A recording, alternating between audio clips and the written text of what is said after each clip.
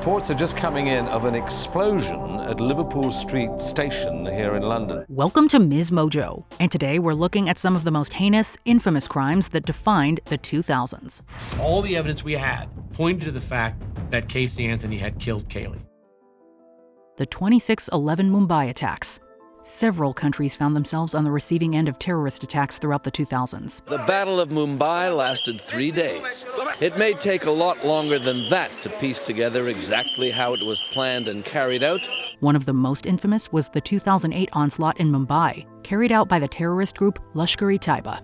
It consisted of 12 coordinated strikes at various buildings, from hospitals to luxury hotels. The attacks began on November 26th and lasted for 3 agonizing days before the assailants were finally stopped. By then, 166 innocent people had been killed, and hundreds more had been injured. This was terror that came from the sea.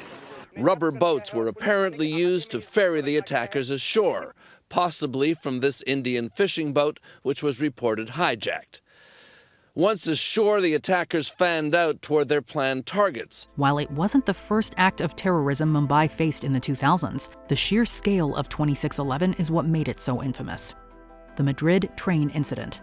When commuters in Madrid boarded the Cercanías train on the morning of March 11, 2004, they could have never expected what horrors would await them. In Madrid this morning, more than 190 people were killed and more than 1,400 injured when 10 separate bombs ripped through commuter trains and railway platforms during rush hour. That day, 10 bombs planted on 4 separate trains exploded, killing nearly 200 people.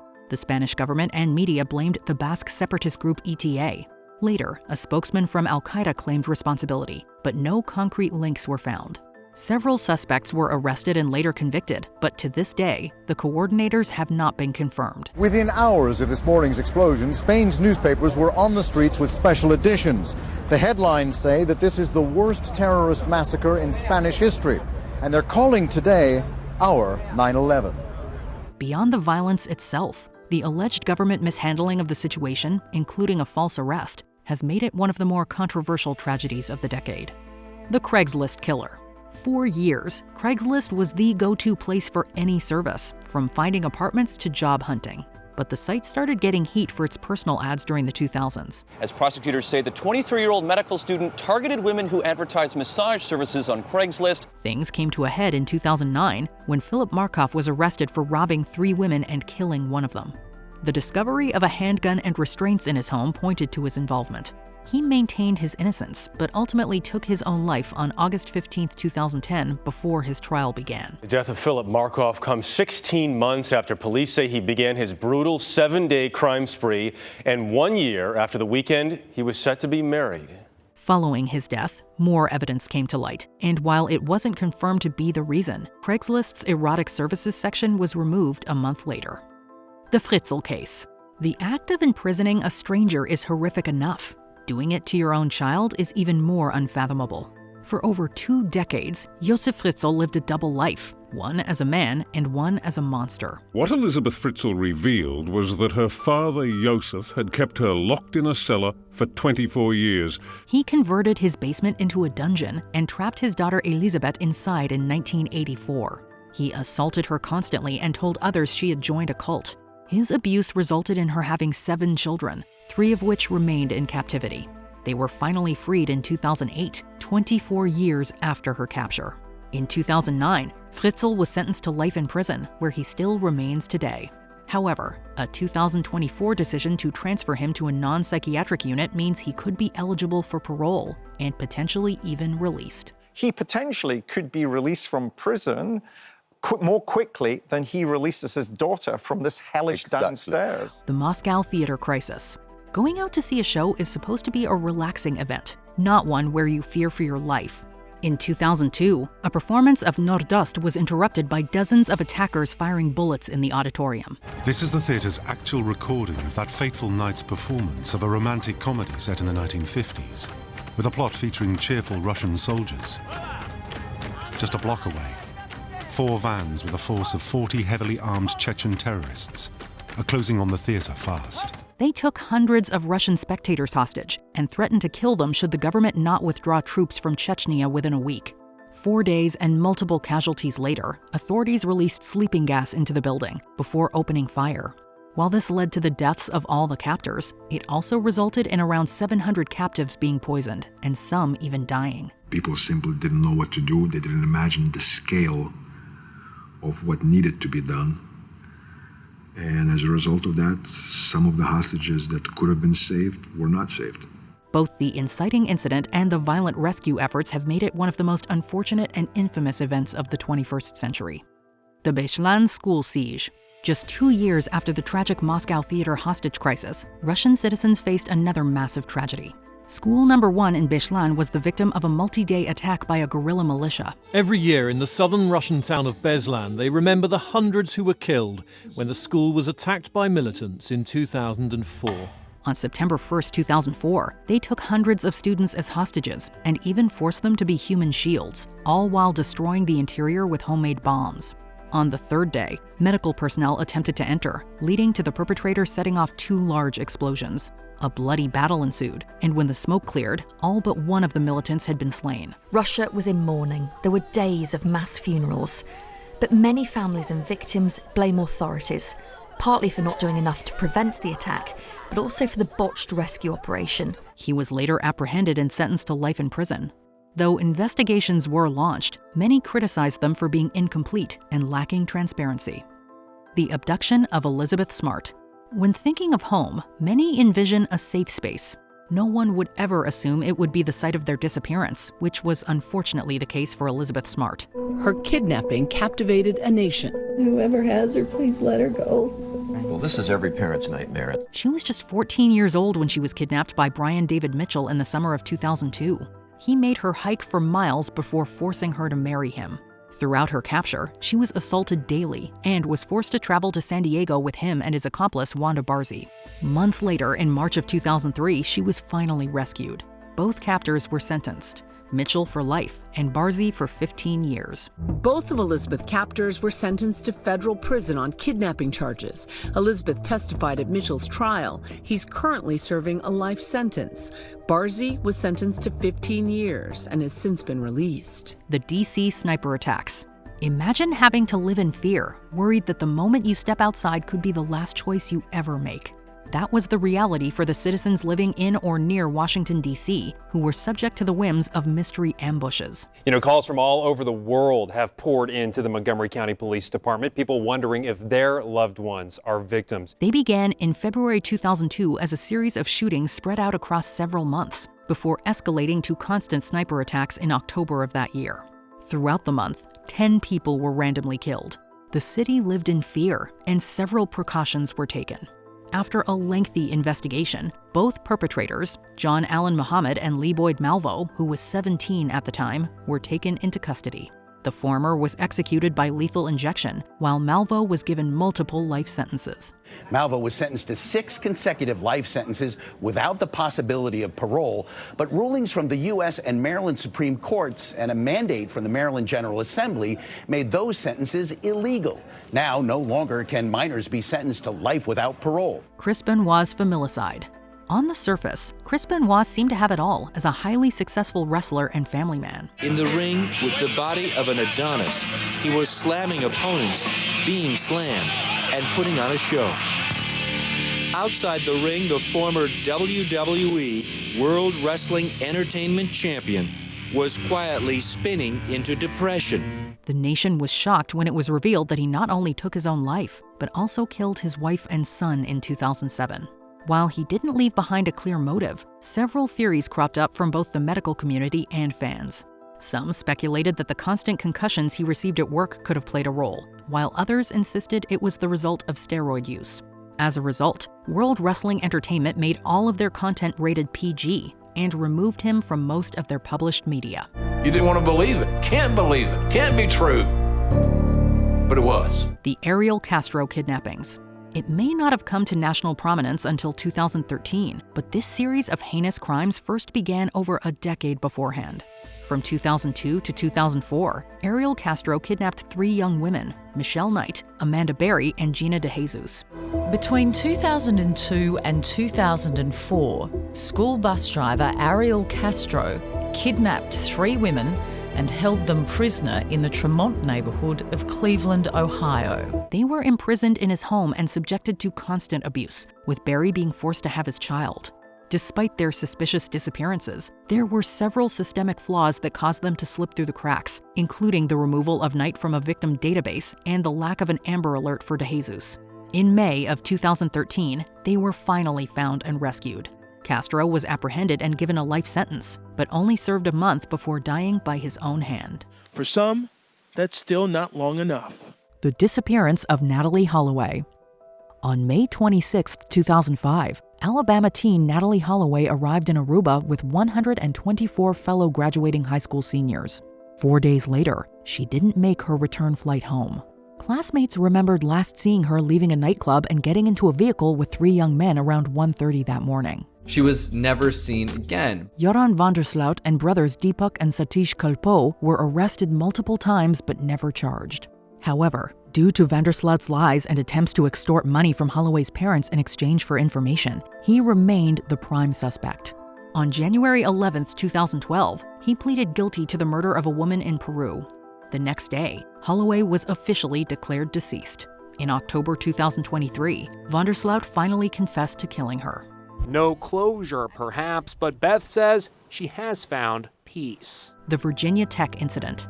The campus of Virginia Polytechnic Institute and State University was never the same after April 16, 2007. That morning, undergraduate student Sung-Hui Cho shot 2 people in his dormitory before chaining the doors of the Norris Hall building and taking another 30 lives, then his own. Almost 24 more students were injured, some while trying to flee. The tragedy sparked criticism of America's gun laws and mental health resources. Traditionally, the university would host several events to honor the lives lost that day. 4 years later, the U.S. Department of Education fined the university for failing to alert everyone on campus in the 2 hours between the first and second attacks. While it wasn't the first and far from the last, Virginia Tech is still considered the deadliest school shooting in the U.S.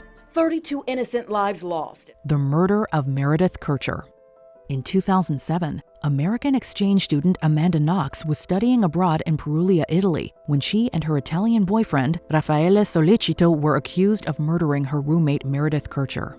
The couple was ridiculed in the Italian press, particularly Knox, who was painted as a devious seductress motivated by sex. In 2009, both Knox and Sollecito were convicted on multiple charges, including murder and sexual violence, with Knox sentenced to 26 years in prison and 25 for Sollecito.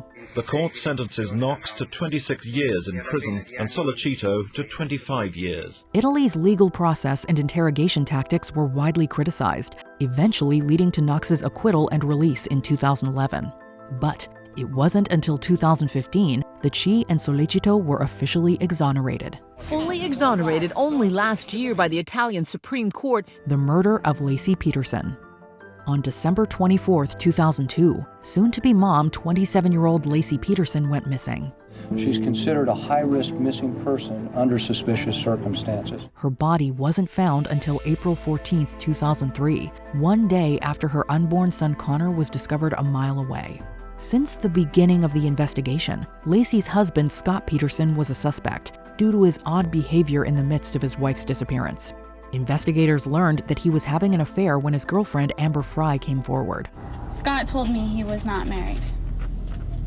We did have a romantic relationship. She had been unaware that he was married. Scott was arrested on April 18th and charged with the first-degree murder of his wife and second degree of Connor. He was found guilty and sentenced to death in December 2004. However, he was resentenced in 2021 to life in prison without parole. The California Supreme Court reduced his sentence to life without parole because his trial judge had excluded potential jurors opposed to the death penalty. Bernie Madoff's investment scandal. After decades of a seemingly successful career as a stockbroker, former chairman of the Nasdaq Stock Exchange Bernard Madoff admitted it was all, quote, one big lie. In December 2008, he confessed to his sons Mark and Andrew, who both worked for him, that the business's wealth management arm was actually a multi-billion-dollar Ponzi scheme. He gathered them in the study and confessed that he had been running a Ponzi scheme. Madoff defrauded thousands of clients, including charitable organizations. In the years since, a number of clients reportedly took their own lives, including his son Mark in 2010. Madoff died of natural causes in 2021 while serving a 150-year sentence. At his 2009 sentencing, Madoff turned to his victims. "I'm sorry," he said. "I know that doesn't help you." It didn't, and neither does Bernie Madoff's death. The disappearance of Madeleine McCann. While vacationing in Praia da Luz, Portugal, British couple Kate and Jerry McCann experienced a parent's worst nightmare. On the night of May 3, 2007, the McCanns went to dinner at a restaurant with friends, while their children slept in the apartment nearby. The parents took turns checking in on them throughout the night. When Kate went in, her twin toddlers were asleep, but 3-year-old daughter Madeleine had vanished. Madeleine McCann was nearly 4 when she disappeared from the family's holiday apartment in Portugal in 2007. Portugal authorities launched an investigation that was later criticized because residents were not interviewed and the crime scene wasn't properly secured, among other mistakes. A media circus ensued, with tabloids turning on the McCanns. The search for Madeleine continues, and in 2020, German police announced they had a potential suspect. As of 2025, no charges have been filed. For all the theories, Madeleine's parents cling to one simple fact. There is no evidence their daughter has come to any harm. It gives them hope that she is still alive. The Enron scandal. Considered one of the largest bankruptcy filings in U.S. history, the fall of Houston-based energy company Enron is synonymous with scandal. Some other companies fold because a product's not selling or something happened, but this company collapsed because of greed, corporate greed. For years, executives used fraudulent accounting practices and inaccurate financial reporting to cover up debts and failed ventures amounting to billions of dollars. On December 2, 2001, Enron filed for Chapter 11 bankruptcy. When Enron declared bankruptcy in December 2001, 4,000 employees lost their jobs that day. Thousands of Enron employees lost their pensions and 401ks, along with their jobs. Several executives were charged with federal fraud, with some sentenced to prison, including CEO Jeffrey Skilling and CFO Andrew Fastow. Enron's founder, Kenneth Lay, died of heart disease before his scheduled sentencing. Boy, I didn't expect that. The death of Caylee Anthony. On July 15, 2008, just 1 month before she turned 3, Caylee Anthony was reported missing by her grandmother. The grandmother reported it had been a month since Casey or anybody had seen Caylee. But according to her mother, Casey, she'd actually been missing since mid-June, supposedly kidnapped by a babysitter, a story that was immediately suspicious. Casey was charged with murder in October, and Caylee's remains were found near the Anthony's home in December. With regret, I'm here to inform you that the skeletal remains found on December 11th are those of the missing toddler, Caylee Anthony. Because of her conduct and lies to authorities, Casey became the most hated mom in America. The case was a media sensation, especially during the 2011 televised trial. Her defense team argued that Caylee had accidentally drowned and that Casey and her father tried to cover it up. Perhaps the most shocking part of the case was the verdict: not guilty. As to the charge of first-degree murder, we, the jury, find the defendant not guilty. The London 7/7 attack. In the early hours of July 7, 2005, Londoners made their commutes during the city's morning rush hour. Within seconds of each other, there were 3 explosions on the London Underground just before 9 a.m., orchestrated by Islamist terrorists. Reports are just coming in of an explosion at Liverpool Street Station. Bombs were detonated on 3 train cars outside different stations: Liverpool Street, Edgware Road, and between King's Cross and Russell Square. Almost an hour later, a 4th explosion happened on a double-decker bus in Tavistock Square. We're now hearing reports that a bus has been ripped apart in an explosion in central London. The bombings took the lives of 52 victims, in addition to the 4 perpetrators, and left 784 injured. Later that month, more attacks on the transit system were carried out, but fortunately, didn't fully detonate. But what was striking was the calmness of the crowds on the day that London suffered. Before we continue, be sure to subscribe to our channel and ring the bell to get notified about our latest videos. You have the option to be notified for occasional videos or all of them. If you're on your phone, make sure you go into your settings and switch on notifications. September 11th. Since the tragic events of 2001, September 11th has become a day of mourning for Americans. The first attacks took place that morning when 19 Islamic terrorists hijacked 4 flights traveling to California. 2 planes were redirected to New York, crashing into the World Trade Center's Twin Towers.